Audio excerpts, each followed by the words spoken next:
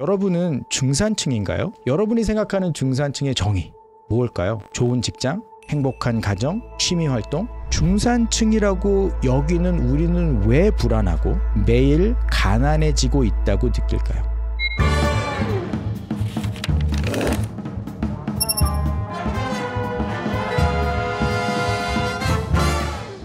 중산층, 전 세계적으로 중산층이 점점 사라지고 있다고 합니다. 나는 중산층인가를 물어주기 전에 중산층의 개념을 한번 보시자고요. 한국, 유럽, 또 미국 중산층의 개념이 좀 차이가 있기는 해요. 제가 이거 얼마 전에 보고 되게 좀 재밌다고 느꼈던 건데 몇 개월 전에 본 것 같아요. 직장인이 생각하는 한국인 중산층 기준입니다. 부채 없는 아파트 30평 이상 소유, 월급이 500만 원 이상, 자동차는 2000cc급 중형차 소유고요. 예금액 잔고가 1억 원 이상 보유하고 해외여행 1년에 한 차례 이상 다닐 것. 자, 이거 기준적으로 보면 다 인스타에 이렇게 올릴 수 있는 것들이죠. 이렇게 손에 잡을 수 있고 계산할 수 있는 게 한국의 어떤 중산층의 개념입니다.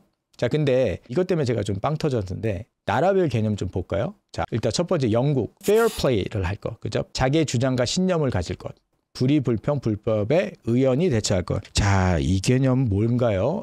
프랑스가 좀 재밌어요. 외국어 하나는 정도는 할 수 있어야 할 것, 직접 즐기는 스포츠가 있어야 할 것, 다룰 줄 아는 악기가 있어야 할 것. 중산층의 개념이 되게 다르죠. 근데 솔직히 말씀드릴게요. 북미도요, 중산층의 개념을 뭐 이런 식으로 정리하진 않는 것 같아요. 개인적으로는 한국처럼 똑같이 내가 자산이 얼마를 버는지에 대해서 중산층의 개념을 좀 많이 생각을 하는데요. 2023년 기준으로 했을 때 제가 사는 곳이 캐나다니까 캐나다에서 자신이 중산층이라고 여기는 캐네디언은 상당히 높았습니다. 거의 70%가 넘었던 것 같아요. 근데 여기에서 되게 재밌는 게 있어요. 미래에 대해 낙관적인 사람, 내가 중산층으로서 미래가 밝다 하는 사람은 31% 미만이었거든요.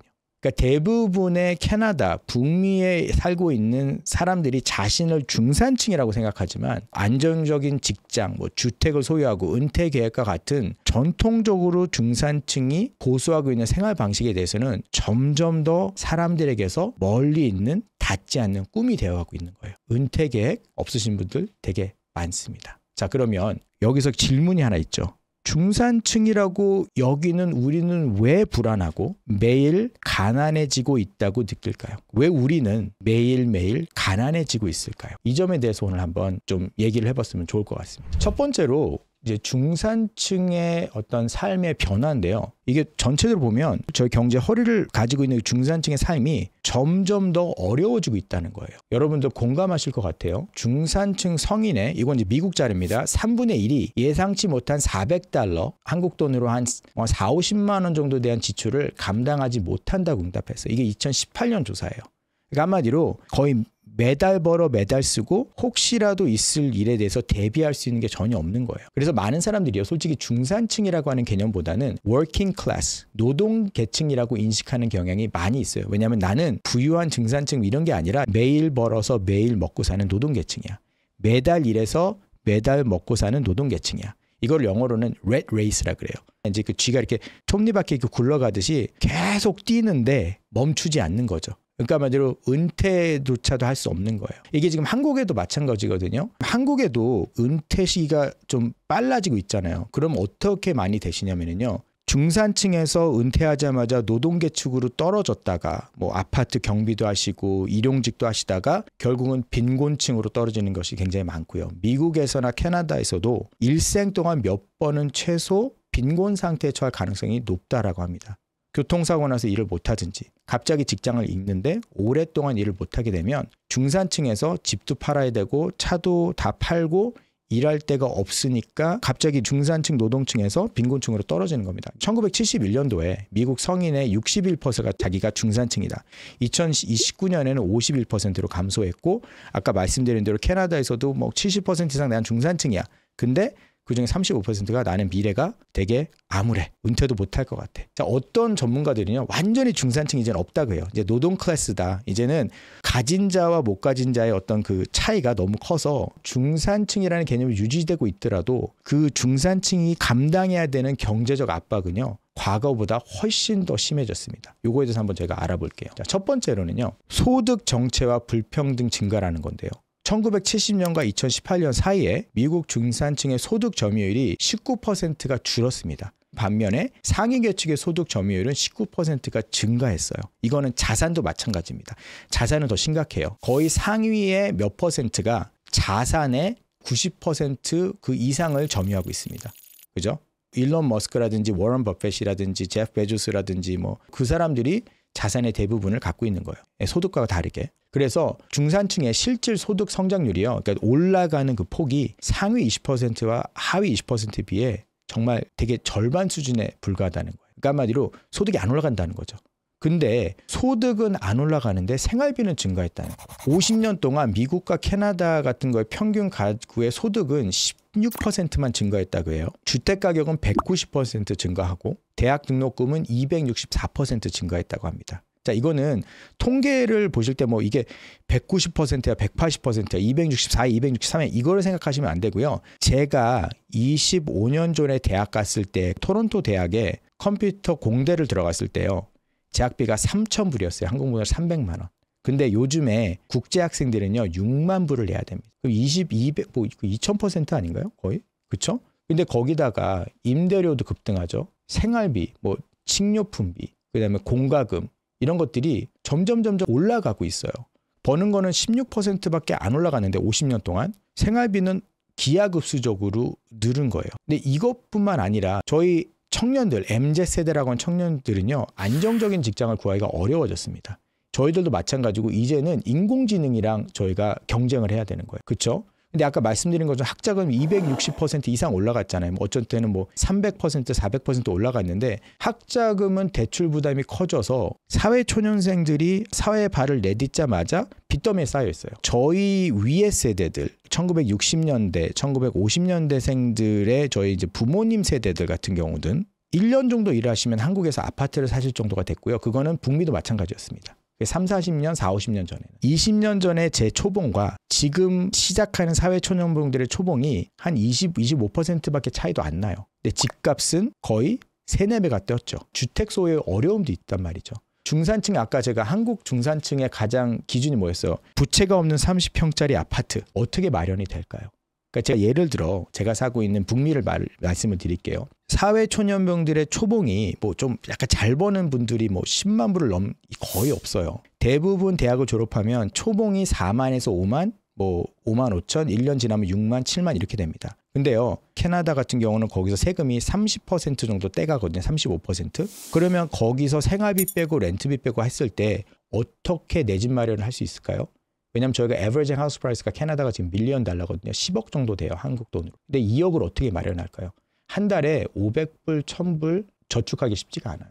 거기에 캐나다랑 한국은 약간 의료비 부담이 적지만요. 미국 같은 경우는 의료비 부담이 굉장히 부담이 됩니다. 미국의 1인당 의료비 지출이요. 연간 거의 12,000불이 넘는데요. 그런 부담도 미국은 또 가지고 있죠. 또 요즘에 중산층이 이제 고민하는 거는 뭐냐면요. 자녀 하나를 키우는데 거의 미화로 37만 불 정도 같은데요. 3, 4억. 중산층 부모의 67%가 연소득의 거의 20% 이상을 교육비로 지출을 해야 된대요.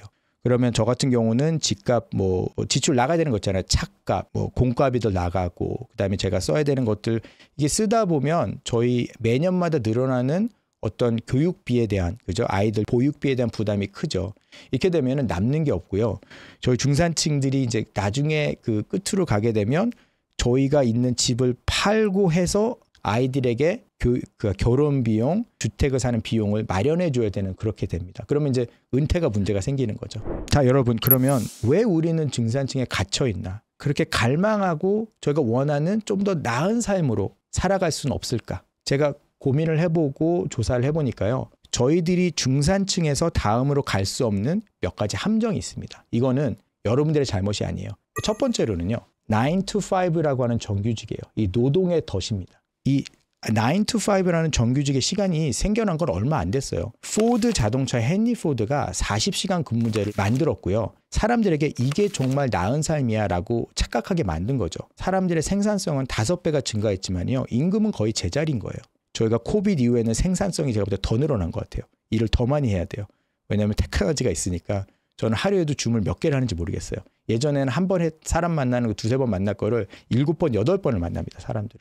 그러니까 생산성을 자꾸 늘어가라고 푸시는 하는데 임금은 제자리인 거죠. 근데 그러면 우리가 왜 이거에 대해서 반문을 하지 않느냐? 저희의 교육 시스템입니다. 그래서 저희의 교육 시스템은요. 일하는 사람을 만드는 교육 시스템입니다. 생각하는 사람 만들면 안 돼요. 일론 머스크 같은 사람이 많아지잖아요. 그러면 사회체계를 도전을 하잖아요. 일론 머스크 제가 저번 에피소드 만든 거 보시잖아요. 공공 시스템에 도전하고 비효율성에서 도전하잖아요. 왜? 생각을 하기 시작하니까. 왜 돈을 이렇게 쓰지? 이렇게 생각하는 거예요. 그래서 학교에서 절대 안 가르치는 거 뭐 있죠? 금융교육, 창업, 자산증식 방법, 뭐 주식하는 법, 왜 부자가 되는지 사회는 가르치기를 원치 않습니다. 왜? 저희 사회는요. 일하는 사람을 원하지 생각하는 사람, 창의적인 사람, 사업가적인 기질을 가진 사람을 원치 않아요. 그런 사람이 많아지면 사회가 이미 있는 제도에 도전을 하게 되는 거니까요. 이게 이제 또 많은 분들이 공감하실 분인데 빛의 덫입니다. 자본주의 경제 시스템은요. 부채 경제 시스템이라고 보시면 돼요. 자, 여러분 다 주택담보대출 몰기지 있죠. 자, 몰기지의 뜻이 뭔지 아세요? 이거 많은 분들이 제가 집을 사고 팔 때 저희 의뢰인들한테 항상 말씀드리는데 그러면 이제 웃어 넘기시면서 씁쓸하게 웃으시는데 몰기지의 언어의 근원은 프랑스어입니다. 몰그라는 것은요. 죽음이고요. 기지라는 것은요. death예요.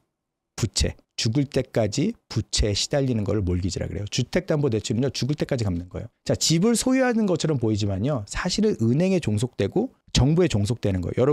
여러분들 집이 여러분 거 같으세요? Property tax라고 하는 주택 세금 안 내보세요. 그러면 당장 차업 들어가요. 대부분의 사람들이 집을 살 때 30년 상환, 뭐 25년 상환하시잖아요. 근데 실제로는 에버리지 보면 사람들이 5년에 7년마다 집을 되게 크게 바꾸시잖아요. 새 대출을 받죠. 그럼 죽을 때까지 빚에서 못 벗어나는 거예요. 그래서 제가 이런 우스갯소리가 있었어요. 본인이 졸업을 해서 직장을 얻어서 자기는 방 한 칸에 화장실 하나 있었대요. 애가 태어나니까 방이 하나 더 필요하대요. 방이 2개 있는 방. 그런 다음에 애가 하나 더 태어나니까 화장실이 2개야겠다. 화장실 2개로 가는 집을 또 샀대요. 그랬더니 애가 하나 더 나오니까 방이 또 하나가 필요하대요. 그래서 방이 3개, 화장실 2개. 좀 있으니까 은퇴가 다가오더래요. 자기는 평생 방 2개와 화장실 2개를 더 갖기 위해서 일했다는 거죠. 되게 조금 씁쓸한 얘기긴 한데 많은 분들이 공감하실 거예요. 자, 또 다른 건 뭐냐면 학자금 대출. 이것도 대출이잖아요. 그죠? 좋은 직업을 위해 대학을 가야 해. 대학원을 가야 해. 근데 제가 아까 말씀드린 것처럼 중산층을 압박하는 한가가 뭐였어요? 학자금이었죠. 졸업과 동시에 빚더미. 제가 대학원까지 졸업하고 나니까 빚이 거의 10만 불? 1억이 넘더라고요. 아직도 갚고 있어요. 미국에서는요, 지금 이게 이제 법으로 막 뭐 이거를 탕감해주네, 안 하네 그런 것들이 이제 얘기가 되고 있지만 학자금 대출 2005년에 파산법을 개정해서 학자금 대출은요, 미국에서 파산을 해도 탕감되지 않도록 법으로 고정을 시킨 거예요. 캐나다 그렇고 미국도 그렇고 학자금 대출 버블도 상당히 터지게 되면 문제가 심각해질 수 있습니다. 미국의 국가 부채는요, 이미 33조 달러를 넘었어요. 이건 이제 정부가 어떻게 할 수 있는 그 단계는 아닙니다. 천재지변이 있어야 돼요. 전쟁이 오거나 대공황이 와서 리셋을 하거나.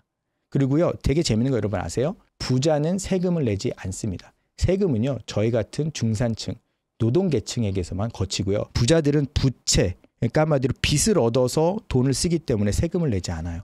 그러니까 돈을 내는 거는 중산층만 죽어라, 계속 가난해지고 세금 내고 인플레이션 올라가서 화폐 가치는 떨어지고 이러면서 중산층만 죽어나는 거예요. 자, 그러면 여태까지 제가 문제점, 우린 점점 가난해진다고 말씀을 드렸는데 제가 자산이 100억 이상 되시는 분들을 100분 이상 의뢰인으로 만나서 그분들을 도와드리고 그분같이 일하면서 몇 가지에 대해서 제가 좀 배운 게 있어서 여러분들과 좀 나눌게요. 이것들을 통해서 한번 아이디어를 얻으시면 좋을 것 같아요. 어떻게 하면 중산층에서 벗어나서 조금 더 나은 삶을 살 수 있을까? 첫 번째는요. 부자들은 아까 제가 그랬죠. 세금을 내지 않는다. 앨런 머스크가 트위터를 살 때 어떻게 산 줄 아세요? 앨런 머스크는요. 자기가 갖고 있는 테슬라 주식을 저당 잡혀서 빚을 얻어서 그걸로 트위터를 샀고요. 트위터의 주식이 올라가는 그 퍼센티지보다 자기가 내고 있는 이자가 낮으면 되는 거예요. 그럼 돈을 버는 거잖아요. 이것이 부자들이 세금을 절대 안 내는 거예요. 예를 들어 제가 콘도미니엄을 어떻게 해서든 하나를 샀어요. 그래서 그거를 나중에 제가 리파이낸스라고 그러죠. 4억을 빚지고 있는데 값어치가 뭐 10억이에요. 그럼 거기서 제가 뭐 5억을 빌리면 1억에 대한 그 10만 불에 대한 거는 빚을 제가 낸 거기 때문에 그거에 대한 세금은 안 내거든요.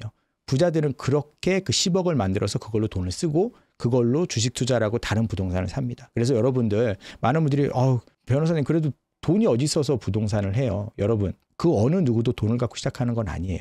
부자들은 좋은 빚을 이용합니다. 빚이 무조건 나쁜 건 아닙니다. 그래서 좋은 빚을 이용해서 그거를 레버리지를 통해서 투자를 하고 돈이 돈을 불러오게, 그러니까 자본주의가 여러분들을 족쇄를 매듯이 자본주의 시스템을 이용하실 수 있게, 그러려면 여러분 공부하시고 책을 읽으시고, 아인슈타인이 그랬거든요. 똑같은 일을 하면서 다른 결과를 요구하는 거는 그거야말로 미쳤다는 정의란 거예요. 왜냐하면 계속 똑같은 일을 하는데 어떻게 다른 결과가 나냐. 다른 결과를 원하시면 지금 하고 있는 거는 좀 다른 방식으로 접근하셔야겠죠. 그래서 여러분들 그 생각을 하시고, 지금은 인류 역사상 가장 부자가 될 수 있는 쉬운 그런 시대거든요. 30년 전만 해도 비즈니스를 하시려면 자본금이 있어야 되고 많은 위험을 부담하셔야 돼요. 그죠? 월세를 내셔야 되고 뭐 비즈니스 사야 되고, 지금은 인터넷하고 컴퓨터만 있으면 누구든지 유튜브를 만드실 수 있고 쇼트를 만드실 수 있고 블로그를 하실 수가 있고, 그런 시기가 여태까지 없었습니다.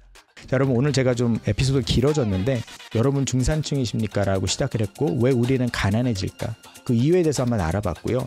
마지막으로는 어떻게 하면 우리를 이렇게 속박하고 있는 그 자본주의 족쇄를 역이용해서 이 중산층에서 상류층은 아니더라도 내 가족과 나를 위한 경제적인 자유를 이룰 수 있을까에 대해서 한번 얘기를 해봤습니다.